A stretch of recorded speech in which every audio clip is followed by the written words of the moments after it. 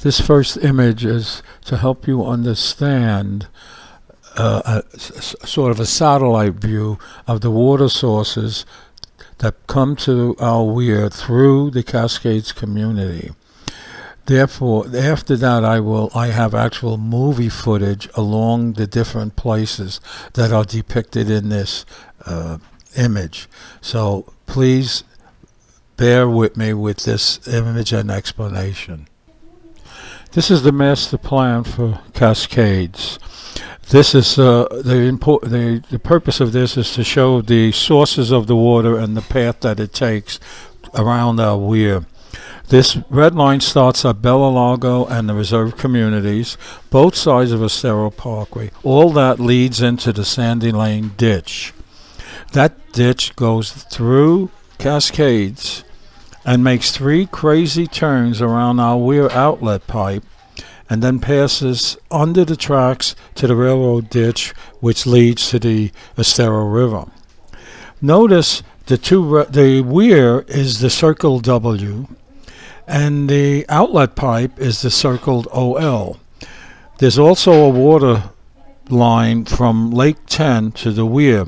Lake 10 is connected to all the lakes, so that's how our community drains. Notice also the 2 large red dots. That's where the Sandy Lane ditch should have gone. It's a mere 40 feet, but instead it was purposely designed to go around our outlet pipe so that the water would have a fork in the road, and Cascades would store water from the other communities in Estero Parkway. I had an email attesting to that way back, I think 2006 or 2007. That was a design approved by South Florida Water Management District.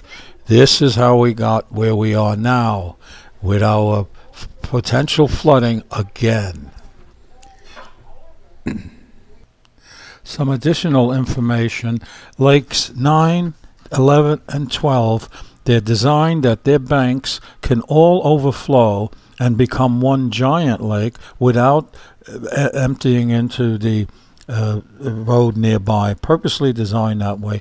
Lake 16, which was the late addition to this community, is gigantic. It can hold a tremendous amount of water. All our data, photos, videos, measurements, calculations, experience living on the Lake 16 has shown that before the Hurricane Irma, if we hadn't been filled up with water from other than our own rainfall, we would have been able to handle the total rain from Irma and not flooded our streets. And a lot of the streets, there was no flooding at the high end, and there was no flooding right outside our gate.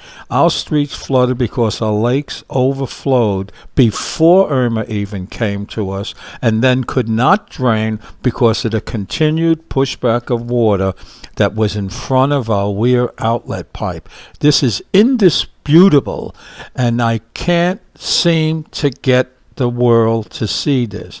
So I'm sending videos to the local TV stations and the newspapers and to the governor, and maybe someone will appreciate this.